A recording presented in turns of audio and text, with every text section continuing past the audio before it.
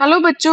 Let's see this question. This question says three particles A, B, and C move in a circle in anti-clockwise direction with speeds 1 meter per second, 2.5 meter per second, and 2 meter per second respectively.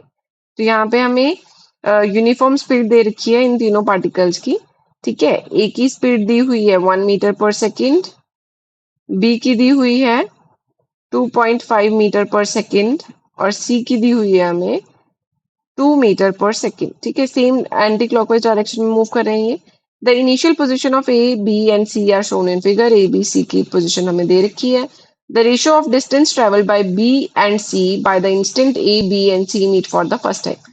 तो हमें बताना है कि जब ये तीनों मिलेंगे तो जो बी ने डिस्टेंस ट्रेवल किया होगा, लेट्स से इस पॉइंट पे ये मिल रहे होंगे, तो जो बी ने ट्रेवल किया होगा डिस्टेंस पी पॉइंट तक पहुंचने के लिए, और सी ने जो डिस्टेंस ट्रेवल किया होगा पी पॉइंट तक पहुंचने के लिए जहां पे ये तीनों पार्टिकल्स मिल रहे हैं, उसकी रेशो बताओ।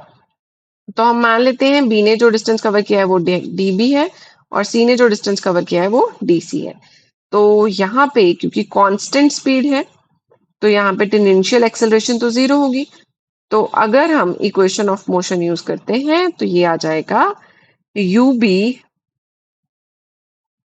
टी प्लस जीरो, क्योंकि टेंजेंशियल एक्सेलरेशन जीरो है तो ये जीरो आ जाएगा। और यहाँ पे अगर सी के लिए देखते हैं कि सी को कितना टाइम लग रहा है पी पॉइंट पे पहुंचने में, तो इसको लग रहा है u c into t plus zero, क्योंकि इसकी भी कांस्टेंट वेलोसिटी है तो टेंजेंशियल एक्सेलरेशन जीरो होगी। तो यहाँ पे हमारे पास ये जो रेशो बच के आ रही है, ठीक है, जो टाइम लग रहा है बी को पी पॉइंट पे पहुंचने के लिए और सी को पी पॉइंट के पहुंचने के लिए, ठीक है। तो ये रेशो आ गई u b by u c. T से टी कैंसिल आउट हो जाएगा। यू बी की वैल्यू कितनी है 2.5, यू सी की वैल्यू कितनी है 2।